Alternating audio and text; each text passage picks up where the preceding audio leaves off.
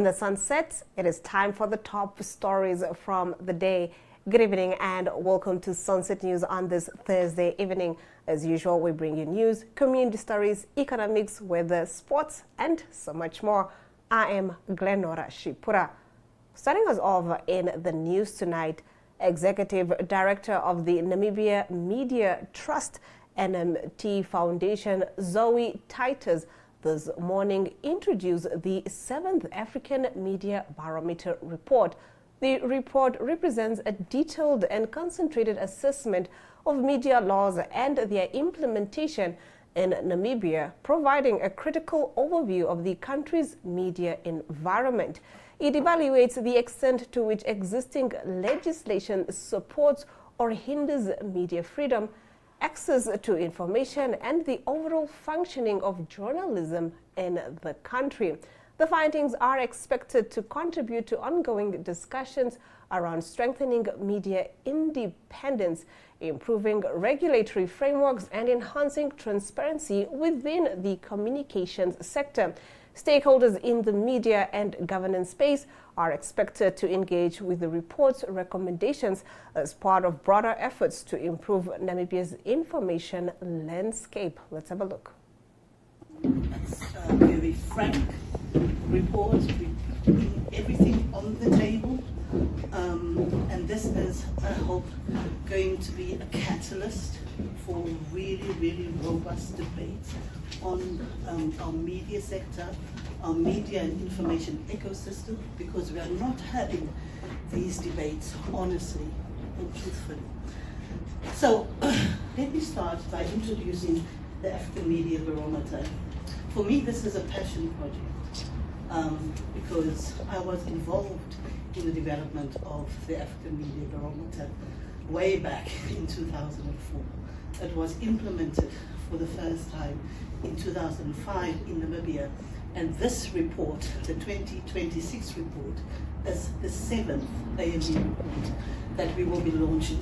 So if you are a researcher, you're interested in understanding this very complex and at times fragmented media information ecosystem, you have 7 reports where you can potentially extract trends, developments over time.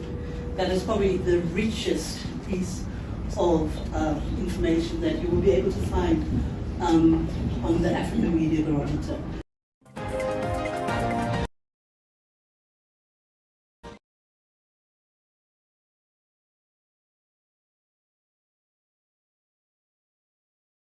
Over what they describe as persistent and serious security gaps inside court buildings. A magistrate speaking on condition of anonymity told Namibian Sun that judicial officers feel increasingly unsafe, citing incidents where accused persons have allegedly entered court premises carrying sharp objects or returning after being removed from court. The magistrate said basic security measures remain inadequate, including too few police officers on duty, some unarmed security personnel, and courtroom doors that do not properly lock. They warned that anybody can walk into court, adding that judicial officers often feel exposed while performing their duties.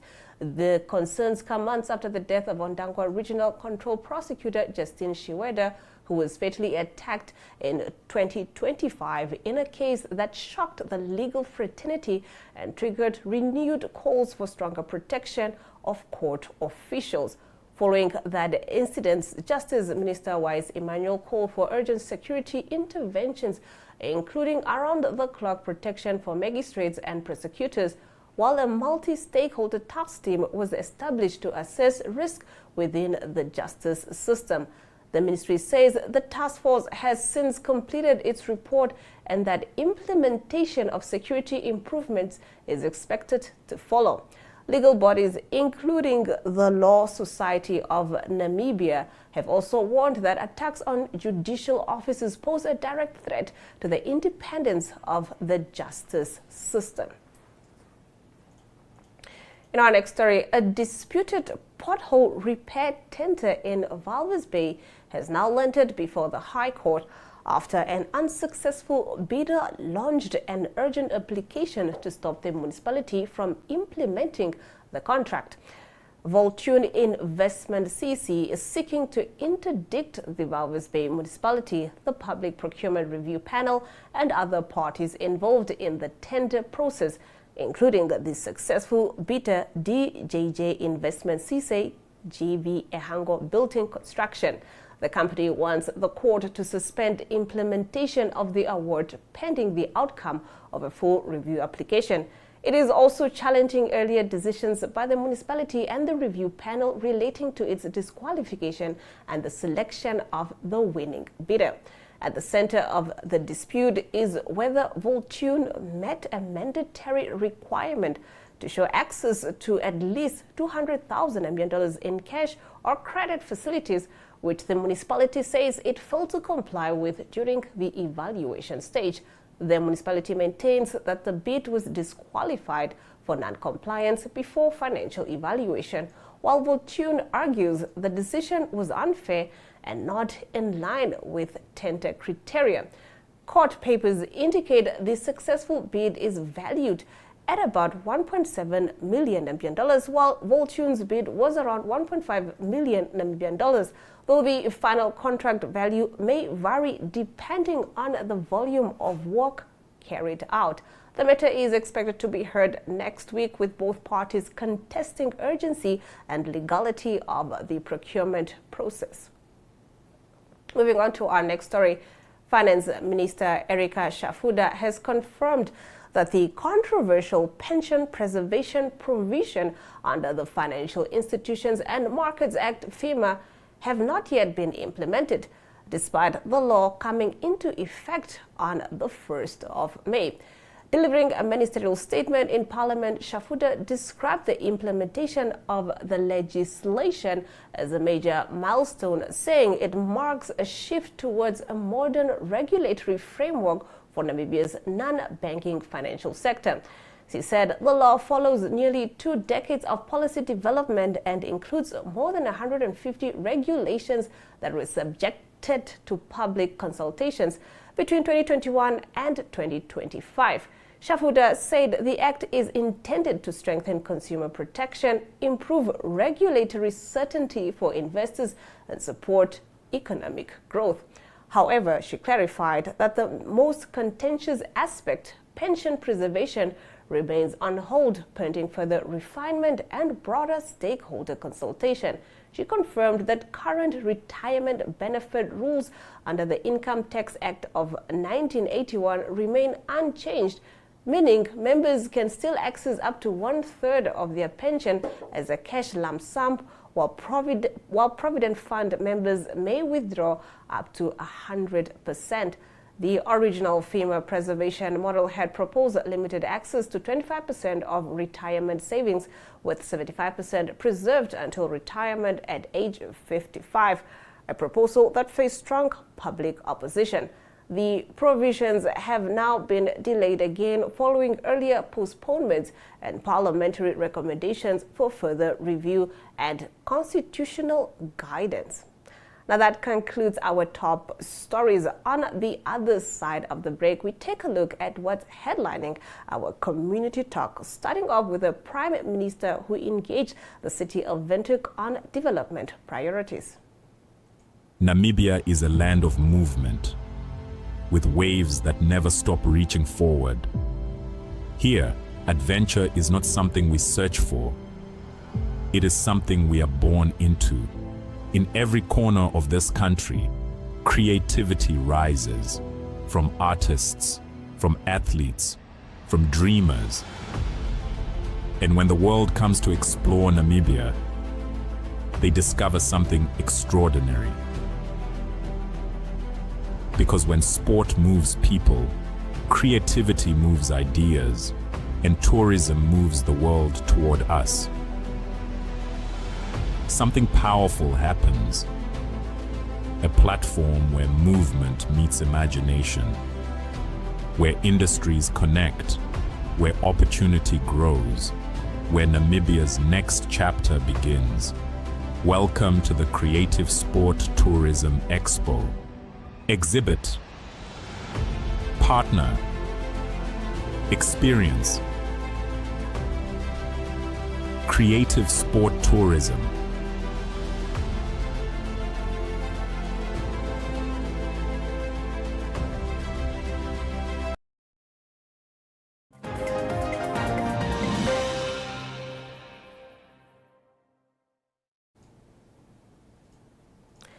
The City of Windhoek's management has met with Prime Minister Dr. Shitunga Elijah Ngorare to present its strategic plan and annual procurement plan, outlining key achievements, ongoing challenges and future development priorities. In his address, the Prime Minister stressed that all government institutions, including ministries, state-owned enterprises, regional councils and local authorities, must align their strategic plans with national development goals. He highlighted priority areas under the 6th National Development Plan, including agriculture and food security, housing, sanitation, tourism, and transport and logistics, saying coordinated implementation is essential for national progress. The City of Windhoek reported progress since 2018 in improving governance, financial management, and institutional stability. CEO Moses Madyayi said the municipality has moved from a period of financial strain to a more stable position through stronger controls and governance reforms. However, the city also raised major challenges, including a road maintenance backlog estimated at over $3 billion, rising demand for sanitation in informal settlements, limited funding for emergency services, housing pressure, and expanding waste management needs as landfill capacity nears its limit.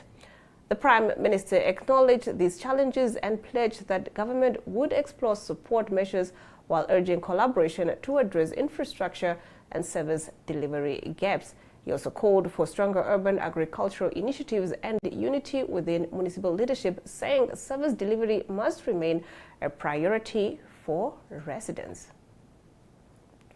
Moving on to our next story. Volvicha Primary School in Korigaz yesterday held a candlelight vigil in honor of 9-year-old Lena Lazarus Hamutenya, a grade 4 pupil who died in a tragic road accident involving a hospital patient bus and a truck about 30 kilometers south of Oshiwarongo last month. Hamutenya was among 11 people from Korigaz who lost their lives in the horrific crash, which has left the community deeply affected. Speaking at the vigil, Puvari Hopni Katundu said the candle lighting served as a moment of remembrance and tribute to all victims of the 1st of May accident, bringing the school community together to support bereaved families and honor the lives lost.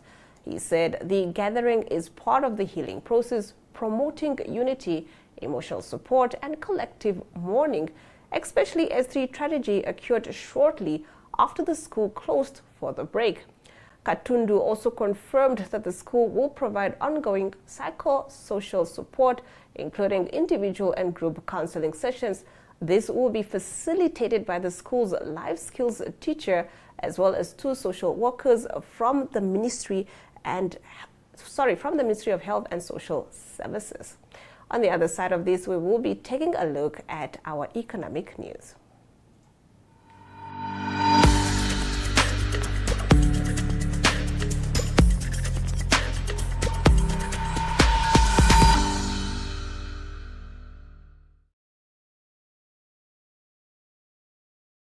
This week's decisions, today's debates, tomorrow's consequences. The agenda puts the spotlight on Namibia's most pressing issues and the people driving them. From headline makers to groundbreakers, we bring you the voices and perspectives at the center of the national conversation. One story, one interview, the depth you won't find anywhere else. That is The Agenda. Catch The Agenda on 102.com and on ntv.my.na.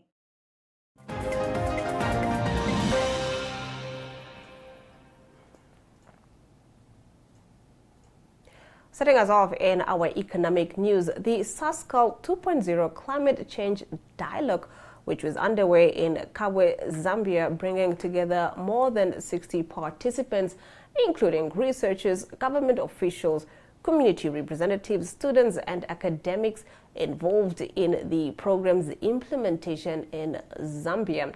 Now, the two-day dialogue running from the 3rd to the 4th of June 2026 provides a platform for participants to share experiences and assess how SASCAL 2.0 research projects are benefiting communities and supporting government efforts to respond to climate change challenges. Opening the event, Central Province Deputy Permanent Secretary Godfrey Chitambala highlighted the region's critical role in national and regional food security, noting that more than 70% of Zambia's food production comes from Central Province. He warned that droughts in the area have wider implications across the SADC region. Chitambala said the dialogue goes beyond academic discussion, describing it as a key opportunity to link scientific research with real challenges faced by rural communities. The program also featured remarks from SASCAL leadership and partnership institutions, with contributions from academia and government representatives. Since its launch in 2023, SASCAL 2.0 has supported multiple research projects across Zambia, focusing on climate resilience, agriculture, and sustainable development, with similar dialogues planned across other SADC countries, including Namibia. Moving on, the governor of the Bank of Namibia, Epson Wanguta, accompanied by Deputy Governors Leonie Dan and Nicholas Mukasa, has engaged the Parliamentary Standing Committee on Economy and Industry, Public Administration and Planning, chaired by Honorable Ipumbu Shimi. The engagement forms part of the bank's statutory obligations under Section 68 of the Bank of Namibia Act of 2020. During the meeting, the bank briefed the committee on its mandate, key functions and current developments in both the domestic and global economic environments. Discussions also covered financial sector stability and ongoing initiatives aimed at strengthening Namibia's economic resilience. Governor Wanguta reaffirmed the bank's commitment to maintaining price stability and safeguarding the financial system, while noting that Namibia's medium-term economic outlook remains positive despite global uncertainties. Key topics included developments in the oil and gas sector, the bank's gold acquisition program, the Welwitschia Fund, and progress towards the introduction of an instant payment solution. The engagement underscored the bank's commitments to transparency, accountability, and continued cooperation with Parliament in support of a stable and inclusive financial system that promotes long-term economic growth. That concludes our economic news. Up next, the financial indicators. The Namibian dollar trades against the British pound at 21.94, against the euro at 18.97, against the US dollar at 16.35. 2 Namibian dollars and 41 cents gets you 1 Chinese yuan. On the commodities market, gold, copper, and platinum went up, while Brent crude oil went down, trading at 2.30%. Going for $97 and 83 cents per barrel.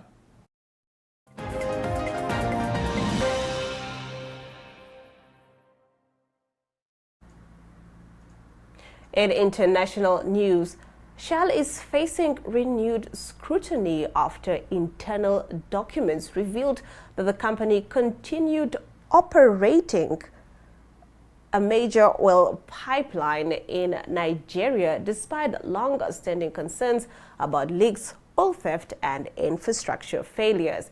The documents obtained by the BBC indicate that senior executives were aware of risk associated with the Nembe Creek trunk line, a key pipeline in the Niger Delta that has been linked to more than 100 oil leaks between 2011 and 2013.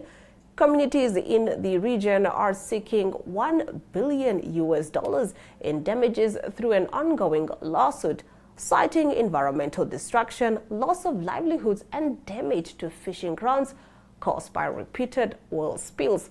The documents reportedly show the concerns about the pipeline's condition, which were raised internally over several years, while sections of the infrastructure were classified as high risk due to widespread illegal connection and theft. Shell maintains that the majority of population incidents were caused by large-scale oil theft, sabotage, and illegal refining activities. The company says it invested significantly in spill response measures, risk management, and infrastructure protection while operating in a challenging security environment. The case continues to draw attention to environmental accountability and the long-term impact of oil production on communities in the Niger Delta. That concludes our international news. Let's take a look at the weather predictions for the land of the brave for tomorrow. The capital city can expect a minimum of 5 degrees Celsius and a maximum of 21 degrees Celsius with partly cloudy conditions, while Katima Mulilo can expect a minimum of 13 and a maximum of 31 degrees Celsius with sunny weather conditions.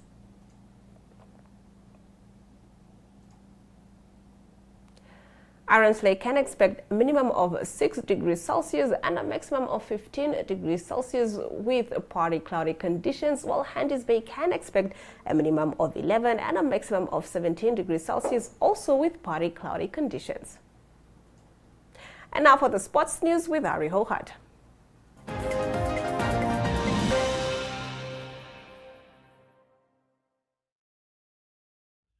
Good day, everyone. Time for international sports news. Starting off with tennis news first. It is French Open that continues in Paris in France. And the big news from the women's side of the draw is Aryna Sabalenka, number 1 seed in the tournament. She's out of the tournament, knocked out by Diane Schneider of Russia. The score there was 3-6, 7-5, and 6-love. It is Schneider that will now play in the semi-finals against Maja Swalinska. She's from Poland. She's unseeded in the tournament, and she beat Anna Kalaskaya. The score there was 7-5 and 6-3. The other semi-final will be played on Thursday, and that will be Mira Andreeva that will play against Marta Kostic. In the men's side of the draw, it is Flavio Cobolli. He's number 10 seed. He beat Felix Auger-Aliassime. He's number 4 seed in the men's side, and it is Cobolli that won by 4-6, 6-4, 6-4, and also 6-4 in the fourth set. And then 2 Italians that also played in the one-quarter final. It was Matteo Arnaldi that played against Matteo Berrettini, and it is Berrettini that had to withdraw because of an injury. Moving on to golf news, it is on the ladies PGA Tour in America. It is the US Open that will start. The defending champion Maja Stark of Sweden will play in the tournament again. Some of the favorites there is Lydia Ko and Nelly Korda. Nelly Korda of America is the world number 1. 3 South Africans playing in the tournament. That will be Cassandra Alexander, also Ashley Buhai, and then also Paula Rita. And that is the US Open for women. Closing off today's international sports news with Formula One racing news. It is the next race of the season will be this coming weekend. It's the Monaco Grand Prix, and it is after 5 races, Mercedes-Benz that dominate at the moment. Kimi Antonelli with 131 points, with 5 podiums and 4 wins, followed by George Russell, also from Mercedes, on 88 points in second position. Ferrari number 3 and 4 on the points table, with Charles Leclerc in third on 75 points, and lower down in 7th position is Red Bull's Max Verstappen, and he's got 43 points at the moment. That's international sports news for today. Hope you have a great sport day. We'll talk international sport again tomorrow. Goodbye.